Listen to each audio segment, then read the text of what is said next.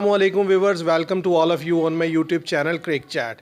Viewers, आज की जो वीडियो है इसमें हम बात करेंगे केएल राहुल और ऋषभ पंत के बारे में, क्योंकि इंडिया के लिए इस वक्त जो सबसे बड़ा कंसर्न है कि वो विकेट कीपर बैटर जो है किसको जो है वो अनाउंस करें आगे आने वाली सीरीज़ के लिए।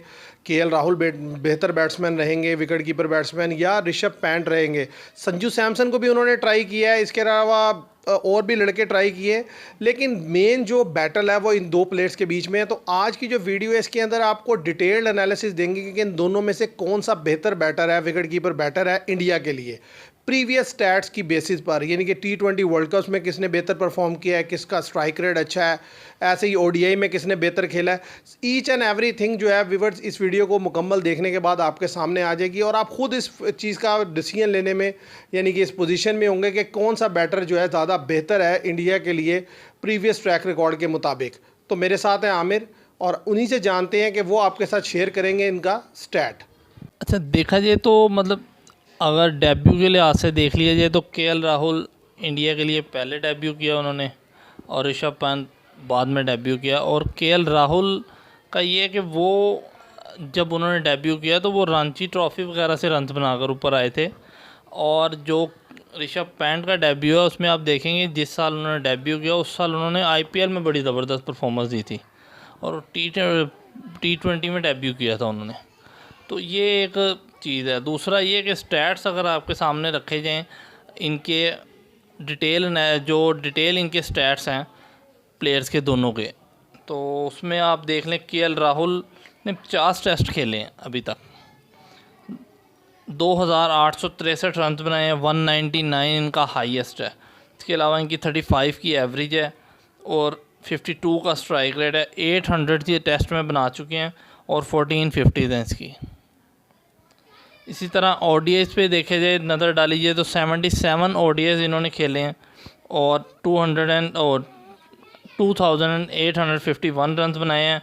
112 इनका हाईएस्ट है, 49 की एवरेज है इनकी ODI में और 87 का स्ट्राइक रेट है इनका। 700 है, 1850 है इनकी। इसी तरह अगर T20 में नज़र डाल लीजिए तो 72 T20s खेले इन्होंने, 2265 रन बनाए हैं। 110 इनका हाईएस्ट है, 38 की एवरेज है इनकी, 140 का स्ट्राइक रेट है, 222 बनाई है इन्होंने। इसी तरह अगर देख लिया जाए ऋषभ पंत का स्टैट, ऋषभ पंत के टोटल स्टैट्स जो हैं उनमें इन्होंने 33 टेस्ट खेले हैं और 2271 रन बनाए हैं। 159 हाईएस्ट है, 44 की एवरेज है, 74 का स्ट्राइक रेट है, 500 है, 1150 हैं। इसी तरह ODI उन्होंने 31 खेले हैं अपने, क्योंकि वो इंजर्ड भी रहे काफ़ी अर्सा, इसलिए उन्होंने कम ODIs खेले हैं, 31 ODIs खेले हैं और 871 रन बनाए हैं। 125 हाईएस्ट है उनका, 34 की एवरेज है उनकी, 106 का स्ट्राइक रेट है, 100 है, 550 हैं।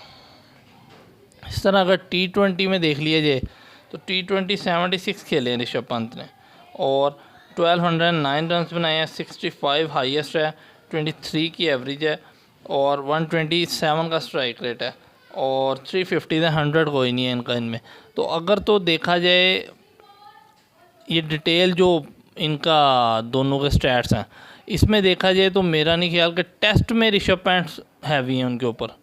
टेस्ट में हर लिहाज से, एवरेज के लिहाज से इनिंग्सें भी उन्होंने बड़ी खेली हैं 2-3 टेस्ट में, जिस तरह ब्रिस्बेन में खेली थी उन्होंने लास्ट टाइम जब गए थे। तो मेरे ख्याल से टेस्ट एक ऐसी जगह है जहाँ पे ऋषभ पंत उन्हें बीट कर सकते हैं। अदरवाइज़ वनडे और T20 में केएल राहुल टॉप पे हैं। केएल राहुल फर्स्ट चॉइस होने चाहिए इंडिया के। तो मेरा तो यही मानना है कि मतलब टेस्ट के लिए अगर आप देखें तो ऋषभ पंत सूटेबल हैं और वनडे और T20 के लिहाज से केएल राहुल को टीम में होना चाहिए। ये आपके सामने जो है आमिर ने पूरे स्टैट्स रखे हैं और उसकी बेसिस पे ये समझते हैं कि टेस्ट के लिए जो है वो ऋषभ पंत बेहतर है और उसमें कोई शक नहीं। टेस्ट की जो इनिंग्सें खेली ऋषभ पंत ने, ख़ासतौर पे जो ब्रिस्बेन की उनकी टॉप क्वालिटी इनिंग्स थी, इसके अलावा उन्होंने ओवल में इंग्लैंड के ख़िलाफ़ खेली है। इस तरह इंडिया में भी उन्होंने बड़ी शानदार इनिंग्सें खेली। उनको इतना मौका नहीं मिला टेस्ट मैचेज़ में क्योंकि वो अनफिट भी रहे। हाँ, और दूसरी एक बड़ी चीज़ ये होती है कि टेस्ट मैचेस के लिए आपको जो विकेट कीपर चाहिए वो प्रॉपर विकेट कीपर चाहिए, क्योंकि जब केएल राहुल आए थे तो वो एज अ बैटर आए थे, विकेट कीपर बैट्समैन नहीं आए थे। उन्होंने बाद में विकेट कीपिंग स्टार्ट की और वो फिर इंडिया को उन्होंने रिप्रेजेंट किया as a wicket keeper batter. तो मेरा ख्याल है टेस्ट के लिए प्रॉपर एक विकेट कीपर बैट्समैन चाहिए होता है, तो उस लिहाज से भी ऋषभ पंत बेहतर है। KL Rahul as a bat खेल सकते हैं टेस्ट में अगर उन्हें खिलाया जाए, क्योंकि अच्छे ज़बरदस्त प्लेयर हैं, लेकिन एज आ विकेट कीपर मेरा ख्याल है टेस्ट में जो है वो जगह बनती है ऋषभ पंत की इन स्टैट्स को देखते हुए। और अगर ओडीआईज और टी20 पे को नज़र डाल लीजिए तो मैं नहीं समझता कि इन स्टैट्स को देखकर मुझे हैरानगी होती है कि इंडिया क्यों जो है बार बार जो है वो ऋषभ पंत को प्रेफर कर देता है। शायद आजकल जो स्टाइलिश क्रिकेट चल रही है इसमें, जिसमें बैट्समैन कभी इधर होकर शॉट लगा रहे हैं, कभी उधर होकर शॉट लगा रहे हैं, और एक उन्होंने ऋषभ पंत ने अपना एक इमेज ऐसा क्रिएट कर दिया है। वरना आप देखें, आपने क्या स्ट्राइक रेट जो बताए हैं उसमें मेरा ख्याल है जो केएल राहुल का स्ट्राइक रेट है टी20 का वो उससे बेहतर है ऋषभ पंत से। तो जाहिर है जो हमें बातें बताई जाती है, जो मीडिया पे अगर बात होती है कि जी ऋषभ पंत ऐसे हैं वैसे हैं, लेकिन जो स्टैट्स बता रहे हैं उसमें स्ट्राइक रेट भी उनका ज़्यादा है, 50s भी उन्होंने ज़्यादा बनाई हैं, एवरेज भी उनकी ज़्यादा है, 100 भी उनके ज़्यादा है। तो ईच एंड एवरी थिंग में वो उनसे सरपास कर चुके हैं, लिहाजा टी20 में भी उन्हें होना चाहिए। और ओडीआई में तो कोई मुकाबला ही नहीं है, ओडीआई में तो वो बहुत ही ज़बरदस्त है। तो मेरा ख्याल है इंडिया ने ये ज़्यादती की है कि उनको जब इन एंड आउट करके जो उनका कॉन्फिडेंस जो है ना शटर कर दिया है। व्यूअर्स, यही नहीं, मैं आपके सामने जो है मुख्तलिफ जो ओडीआई वर्ल्ड कप्स हुए हैं और इसके अलावा जो टी20 के वर्ल्ड कप में जो इन दोनों के स्टैट्स रहे हैं वो भी आपके साथ शेयर करेंगे, ताकि उससे आपको मज़ीद क्लैरिटी आ जाएगी कि वर्ल्ड कप में इन दोनों का आपस में क्या कंपैरिजन रहा है। तो आमिर ये भी बताएंगे आपको। अगर मैं बात करूं 2021 के वर्ल्ड कप की, टी20 वर्ल्ड कप की, तो केएल राहुल ने 5 मैचेस खेले, 194 रन बनाए, 69 हाईएस्ट, 49 की एवरेज से, 153 का स्ट्राइक रेट था उनका और 350s हैं उनकी। और ऋषभ पंत की बात की जाए अगर उसी वर्ल्ड कप में, तो 5 मैचेस खेले, 3 में बारी आई, 78 रन बनाए उन्होंने, 39 हाईएस्ट है, 39 की एवरेज है, 126 का स्ट्राइक रेट है और कोई 50 कोई 100 नहीं है। और इसी तरह अगर 22 के वर्ल्ड कप की बात की जाए, टी20 वर्ल्ड कप की, तो 6 मैचेस केएल राहुल ने खेले, 128 रन बनाए, 51 हाईएस्ट, 21 की एवरेज, 121 का स्ट्राइक रेट और 250 उनकी। इसी तरह ऋषभ पंत को देख लिया जाए 2022 के वर्ल्ड कप में, तो उन्होंने 2 मैचेस खेले, 9 रन बनाए, 6 हाईएस्ट था, 4 की एवरेज और 100 का स्ट्राइक रेट था उनका। और अगर मैं इसी तरह बात करूं 2019 के 50 ओवर वर्ल्ड कप की, ओडीआई वर्ल्ड कप की, तो 9 मैचेस केएल राहुल ने खेले, 361 रन बनाए, 111 उनका हाईएस्ट था, 45 की एवरेज थी, 77 का स्ट्राइक रेट था, 250 और 100 बनाया उन्होंने। इस तरह ऋषभ पंत ने उसी वर्ल्ड कप में 4 मैचेस खेले, 116 रन बनाया, 48 हाईएस्ट था, 29 की एवरेज थी, 90 का स्ट्राइक रेट था और 100 और 50 कोई नहीं बना सके वो।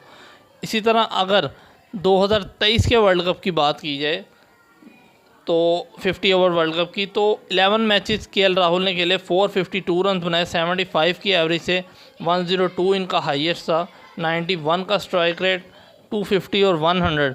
तो और अगर बात कर ली जाए 2023 में ऋषभ पंत की, तो ऋषभ पंत 2023 का वर्ल्ड कप नहीं खेल सके थे क्योंकि वो इंजर्ड थे, एक्सीडेंट की वजह से वो नहीं खेल सके थे। तो उन्होंने वापसी की 2024 के वर्ल्ड कप में, टी20 वर्ल्ड कप में 8 मैचेस खेले, 171 रन बनाए, 24 की एवरेज से, 127 का स्ट्राइक रेट, 42 हाईएस्ट। और इस वर्ल्ड कप में केएल राहुल को ड्रॉप किया गया था, वजह नहीं बताई गई अभी तक। असल में ये जो स्टैट्स पेपर आपके सामने रखे गए हैं, ज़ाहिर है इनकी बेसिस पे क्लियर कट एक चीज़ समझ में आती है कि टी20 हो और ओडीआई हो तो इसमें केएल राहुल हमें उनसे आगे दिखाई देते हैं। और बस असल में जब सिलेक्शन के क्राइटेरिया पे ये भी डिपेंड करता है कि जो आपकी जो मैनेजमेंट है, जो कोचेज़ हैं, जो कैप्टन हैं, उनका क्या माइंडसेट है, वो किस तरह के लड़कों को प्रेफर कर रहे हैं, उसको देखते हुए भी देखा जाता है। तो वो लड़के को पिक कर लेते हैं। कुछ आईपीएल की परफॉर्मेंसेस भी होती हैं, उनको भी देख कर लिया जाता है। लेकिन जो है मेरे लिए शॉकिंग रहता है कि जब ये केएल राहुल को इन दोनों चीज़ों से ड्रॉप करते हैं। अभी जिस तरह श्रीलंका की सीरीज़ में 2 मैचेस खिलाए, तीसरे में फिर केएल राहुल को ड्रॉप करके ऋषभ पंत को लाया, और ऋषभ पंत को आपने देखा जितना वो ईजी आउट हुए। तो बात यह है कि केएल राहुल और ऋषभ पंत का कंपैरिजन एक लिहाज से बनता ही नहीं है, क्योंकि केएल राहुल एक प्रॉपर बैट्समैन है। आप उनकी इनिंग्स देखें, वो जिस तरीके से क्रीज पे टाइम स्पेंड करते हैं। ऋषभ पंत तो खेलते हैं जिस तरह नीचे नंबर पे 5वें 6ठे नंबर पे आकर बंदा खेलता है, इधर की शॉट उधर खेल दी, उधर से उठाकर मार दिया। वो एक प्रॉपर विकेट कीपर है, उन्हें टेस्ट में ज़्यादा सूटेबल रहेंगे जो स्टैट्स बताते हैं। और ओडीआई और T20 के लिए जो है वो केएल राहुल ही बेस्ट हैं, और उनकी परफॉर्मेंस भी हमें शो करती है कि जिस तरीके की उनके स्टैट्स आपने रखे हैं वर्ल्ड कप में, जिस तरीके की उनकी परफॉर्मेंसेज रही हैं, यानी कि 50 ओवर वर्ल्ड कप का तो बहुत ही शानदार रिकॉर्ड रहा है उनका, जो ये 2023 का हो या 2019 का हो। तो इवन देन मेरा ख्याल है फिर वर्ल्ड ओडीआई से ड्रॉप करना मेरा ख्याल अजीब है। तो मेरे लिहाज से तो व्यूवर्स यही है कि जो केएल राहुल है इन स्टैट्स की बेसिस पे बेहतर है ओडीआईज और T20 के लिए as a wicket keeper batter खेलने के लिए। और अगर आप दोनों को खिलाना चाहते हैं वो आपकी चॉइस है, लेकिन अगर दोनों में से किसी एक को पिक करना हो तो केएल राहुल को पिक होना चाहिए। और टेस्ट के लिए ज़रा हम ये समझते हैं कि वो ऋषभ पंत को पिक होना चाहिए as a wicket keeper batter. हाँ, आप दूसरी चॉइस के तौर पर केएल राहुल को एज अ बैटर खिलाना चाहते हैं, वो बिल्कुल आप खिला सकते हैं। तो आप देखें, आप इसमें क्या। आपकी बात बिल्कुल ठीक है कि ऋषभ पंत टेस्ट में तो मेरे ख्याल से ऋषभ पंत की जगह बनती है। स्टैट्स के लिहाज से भी 45 की एवरेज है टेस्ट में उनकी, और केएल राहुल की 37 की एवरेज है टेस्ट में। तो ऋषभ पंत टेस्ट में तो जगह बनती है उनकी। और दूसरा जो मुझे इशू नज़र आता है ना, कि इंडिया पता नहीं क्या चाहता है कि बार बार एक प्लेयर को बाहर करके उसका आप कॉन्फिडेंस लेवल लो कर देते हैं। मतलब केएल राहुल को आपने 2024 के वर्ल्ड कप में बाहर किया, T20 वर्ल्ड कप से, वजह नहीं बताई गई कि क्यों बाहर किया। और आपके पास कोई बहुत आला मेयार का विकेट कीपर था भी नहीं उस टाइम पे। उसकी वजह है कि आप स्टैट्स देखें ना, स्टैट्स में ऋषभ पंत करीब भी नहीं है उनके T20 में, ठीक है। 37 की एवरेज है, एक की 22 की एवरेज है। तो आप 22 की एवरेज वाले को अनाउंस कर दिए सिर्फ IPL में रन्स करने की बेस पे, और आपने केएल राहुल को बाहर कर दिया उठा के। और रिसेंटली अफ्रीका से सीरीज़ भी जीत के आए थे वो वनडे की। और दूसरी चीज़ आप ये देखें कि T20 हो, वनडे हो या टेस्ट हो, केएल राहुल जिस तरह क्रिकेट खेलते हैं और जिस तरह ऋषभ पंत खेलते हैं। अब आप मैच देख लें, लंका वाला लास्ट मैच ही देख लें वनडे, जिसमें ऋषभ पंत ये आउट हुए हैं। आप देखें 2 या 3 डाउन हो चुके हैं, और क्या कहते हैं, एक के बाद एक गया फ़ौरन ही। तो आप जब ऋषभ पंत आए हैं तो उनकी आप शॉट देखें, वो आगे निकल के हिट कर रहे हैं जहाँ पे स्पिनर समझ नहीं आ रहा, और स्टंप हो गए। केएल राहुल को मैं इसलिए प्रेफर करता हूँ कि वो जब क्रीज पे आते हैं इस तरह की सिचुएशन में, चाहे उन्हें कुछ भी कहें आप, लेकिन वो पहले विकेट पे स्टे करते हैं। 10, 20, 30, 40 गेंदें उन्होंने खेलनी है सुकून से, उसके बाद उन्होंने शॉट्स लगानी शुरू करनी है। और ना बहुत बड़ा टारगेट नहीं होता इस तरह की पिचों पे। बहुत बड़ा टारगेट 230-40 रन का कोई टारगेट नहीं है। अगर आप पिच पे स्टे करके खेलें तो आप बना सकते हैं। लेकिन ऋषभ पंत को मैं जब देखता हूँ वो एक ही हरकत है। पाकिस्तान के मैच में उन्होंने क्या हरकत की, वो अकेले रन्स बना सकते थे, 160 तक पहुँचा सकते थे रन्स को। वो अलग बात है, हम मैच हार गए, लेकिन उनकी वजह से 120 पे टीम बुक हुई इंडिया की। तो ऋषभ पंत अक्सर ये हरकत करते हैं टेस्ट में, इसलिए वो ज़्यादा सूटेबल रहते हैं कि थोड़ी फील्ड अंदर होती है। तो उनकी जो शॉट सिलेक्शन है वो टेस्ट के लिहाज से ज़्यादा बेहतर है मेरे ख्याल से। तो मेरे ख्याल से टेस्ट में उन्हें होना चाहिए, वनडे में केएल राहुल को, T20 में भी केएल राहुल को ही होना चाहिए। अगर आपको याद हो 2023 के वर्ल्ड कप में जो पहला मैच ऑस्ट्रेलिया इंडिया का हुआ था, तो इंडिया के ऊपर से टॉप से 2-3 बैट्समैन आउट हो गए थे। तो तब भी जो पार्टनरशिप लगी थी वो विराट कोहली के साथ केएल राहुल की लगी थी। तो केएल राहुल वो मैच निकाल के ले गए थे। और श्रीलंका के खिलाफ जो पहला मैच सुपर ओवर में गया वो भी उन्होंने ऑलमोस्ट निकाल लिया था, लेकिन एक गलत शॉट खेल दी। तो इसलिए मैं समझता हूँ कि एक प्लेयर है, उसके अंदर कंसिस्टेंसी है, वो अच्छा प्लेयर है, लेकिन प्रीवियसली आपने उसको इन एंड आउट करके उसका कॉन्फिडेंस शैटर कर दिया है। तो बेहतर ये है कि आप उनको ही, यानी कि हम ये समझते हैं कि ये टेस्ट के लिए जो है ऋषभ पंत और ओडीआई और T20 के लिए केएल राहुल जो है बेटर बैट्समैन है। तो व्यूअर्स आप बताइएगा कमेंट में कि आप क्या समझते हैं, कि कौन आप समझते हैं बेहतर है। हमने आपको अपनी ओपिनियन दी। तो आज की ये वीडियो के लिए इतना ही। Thank you very much.